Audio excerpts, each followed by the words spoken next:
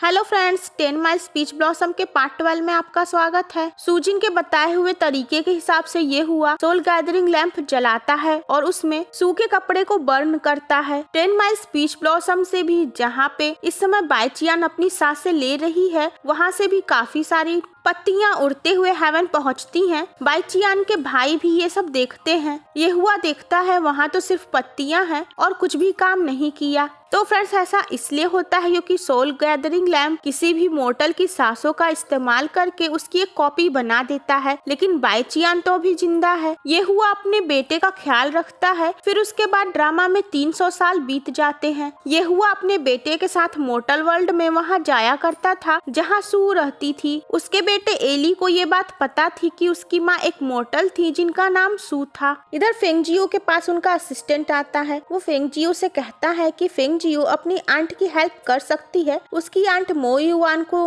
वापस लाने के लिए इतनी परेशान है। फेंगजियो कहती है कि हम इसमें क्या हेल्प कर सकते हैं। वो असिस्टेंट कहता है कि हमने सुना न कि जब क्राउन प्रिंस की हालत खराब हो गई थी और वो लगभग मर गए थे, तो सोल गैदरिंग लैंप की वजह से वो ठीक हो गए और जाग गए। फेंगजियो कहती है कि हाँ ठीक है, लेकिन वो लैंप मुझे कोई क्यों देगा। तो वो कहता है कि आप बाईचियान की भतीजी हैं और बाईचियान की मैरिज ये हुआ से तय है, तो मुझे नहीं लगता है कि अगर आप लैंप वहाँ से ले आएंगी तो कोई बड़ी प्रॉब्लम होगी। जिसके बाद फेंगजियो हेवन पहुँच जाती है और वो सूजिन का भेष बना लेती है ताकि वो ये हुआ के पैलेस में जा सके। गार्ड उसे रोकने की कोशिश करता है, लेकिन फेंगजियो नहीं मानती है। वो ये हुआ के चैम्बर में जाकर वो लैंप ले लेती है। ये हुआ को जैसे ही ये बात पता चलती है, वो सूजिन के पास जाकर उसके ऊपर गुस्सा होता है। सूजिन कहती है कि मैंने वो लैंप नहीं लिया है। वो ये हुआ की बेरुखी देखकर रोती है और सोचती है कि 300 साल बाद भी ये हुआ सू के लिए ही तड़प रहा है। उधर ये हुआ बहुत ही दुखी रहता है क्योंकि वो 300 साल से उस लैंप को जलाया हुआ था सू की कॉपी को बनाने के लिए, लेकिन अब सब कुछ बेकार हो गया। वो दुखी रहता है। उसके थर्ड अंकल उसे समझाते हैं कि सू को गए 300 साल हो गए हैं और अगर वो उस लैंप की मदद से बनाता भी तो वो ओरिजिनल सू नहीं रहती, सिर्फ उसका एक फेक वर्जन बनता।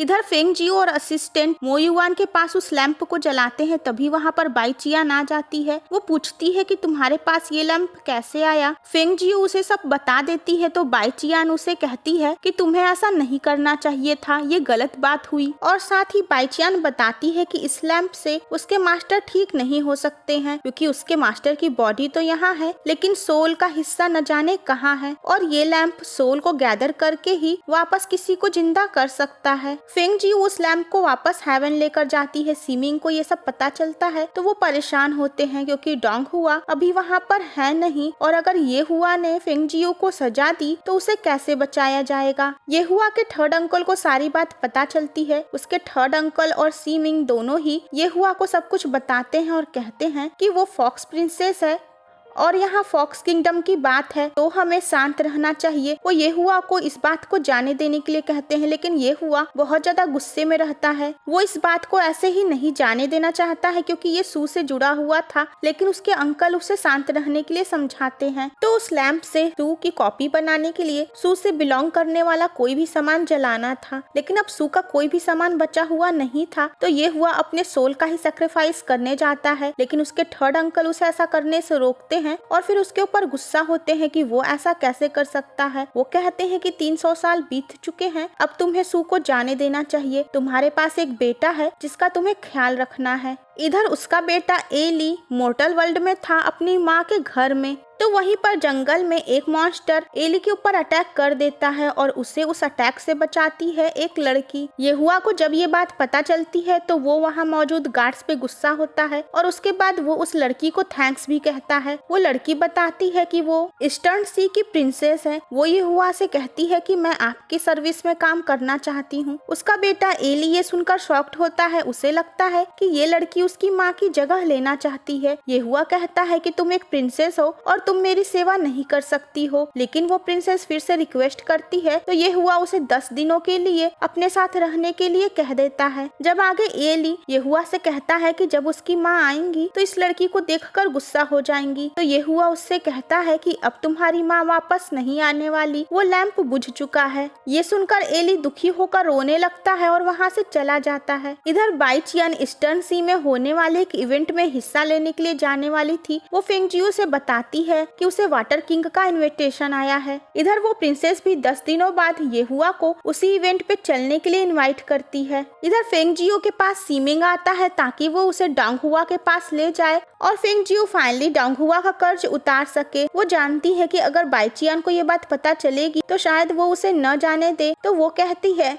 कि मैं जब चली जाऊंगी तो वो असिस्टेंट से कहती है कि मेरे जाने के बाद तुम आंट को ये बात बताना। फेंग जियो देखती है कि मोर्टल वर्ल्ड में डांग हुआ एक राजा है और उनकी कई रानियां हैं। सीमिंग बताते हैं कि उसे राजा के हरम में शामिल होना होगा। राजा की एक रानी अभी पुल में गिरने वाली है और जैसे ही वो गिरेगी वो बीमार होकर मर जाएगी, तो तुम्हें उसी की जगह लेनी है। तो जैसे ही वो लेडी पानी में गिरती है फेंग जियो उसके अंदर चली जाती है और फिर बाहर निकलती है। फेंग जियो सोचती है कि वो डांग हुआ की सेवा करके अपना कर्ज उतार सकती है, लेकिन वहाँ पे बाकी रानियां फेंग जियो को बुली करती हैं। वो कहती हैं कि तुम्हारे माथे पे अजीब सा कैसा निशान बन गया है, और वही डांग हुआ भी फेंग जियो की तरफ जरा सा भी ध्यान नहीं देता है, तो वो दुखी होती है। इधर बाईचियान ईस्टर्न सी जाने के पहले पीच ट्री वुड्स में रुकती है और वहाँ पर वो एक पेड़ की शाखा पे लेट के वाइन पीती है। ये हुआ भी अपने बेटे के साथ ईस्टर्न सी पहुँचता है, तो आगे ये हुआ भी पीच ट्री वुड्स में ही जाता है और वो अपनी वाइफ यानी कि सू को याद करता है। बाईचियान ये हुआ को देखती है तो सोचती है कि ये आदमी कहाँ से आ गया। तभी बाईचियान का पैर फिसलता है और वो नीचे गिरने लगती है। ये हुआ उसे गिरने से रोकता है और फिर उसे पकड़ लेता है। ये हुआ उसका चेहरा देखकर शॉक्ड हो जाता है कि ये तो सू है। बाईचियान उसे देखकर स्माइल करती है। ये हुआ और बाईचियान दोनों ही क्लोज आते हैं, लेकिन फिर बाईचियान वहाँ से गायब होकर वापस चली जाती है। ये हुआ परेशान हो जाता है। उसे लगता है कि क्या उसे अभी कोई भ्रम हुआ था। वो हर जगह बाईचियान को ढूंढने लगता है। जेयान भी ये सब देखते हैं। नेक्स्ट डे जब बाईचियान उठती है तो वो जेयान से कहती है कि वाइन बहुत ही ज्यादा स्ट्रॉन्ग थी, मैंने एक बहुत ही रोमांटिक सपना देखा है। बाईचियान को पता नहीं चलता है कि वो एक हकीकत था। इधर लीजिंग भी ईस्टर्न सी में हिस्सा लेने के लिए पहुंचता है, लेकिन उसका स्वागत नहीं होता है। तो ईस्टर्न सी में बाईचियान अपने बेटे को देखती है जो कि मिट्टी खोद रहा था। वो पूछती है कि अरे तुम ये क्या कर रहे हो। उसका बेटा बताता है कि मैं घास उखाड़ रहा हूँ। तो बाईचियान उसे अपना मैजिकल फैन देती है और कहती है कि इसे चलाने से सारे घास निकल आएंगे। उसका बेटा वो फैन यूज करता है और तेज हवा चलती है। बाईचियान का इनविजिबल पट्टी बाहर नजर आने लगती है। तो पट्टी के साथ बाईचियान को देखने के बाद एली को लगता है कि ये उसकी माँ है और वो उसके गले मिल जाता है। वो उसे माँ बुलाता है। वहाँ पर ये हुआ भी आ गया था और वो भी उसे देखकर हैरान होता है और वो उसके पास होकर सू बुलाता है। वो काफी ज्यादा इमोशनल होता है, लेकिन तभी बाईचियान अपनी पावर का इस्तेमाल करती है। ये हुआ जब उसका फेस टच करने जाता है तो बाईचियान उसके ऊपर गुस्सा होती है। ये हुआ कहता है कि नहीं, मेरी सू इतनी हार्श नहीं थी। वो सॉरी कहकर एली को लेकर वहाँ से जाता है। तो आगे साओ बाईचियान से एक बार फिर से माफी मांगती है कि वो हेवन के सेकंड प्रिंस से मैरिज कर ली जो कि उसका फियांसी था। ये हुआ भी एली के साथ उनकी बातचीत सुनता है। वो जान जाता है कि ये सू की तरह दिखने वाली फॉक्स किंग की बेटी बाईचियान है। तो फ्रेंड्स, इसका नेक्स्ट पार्ट देखना मत भूलिएगा।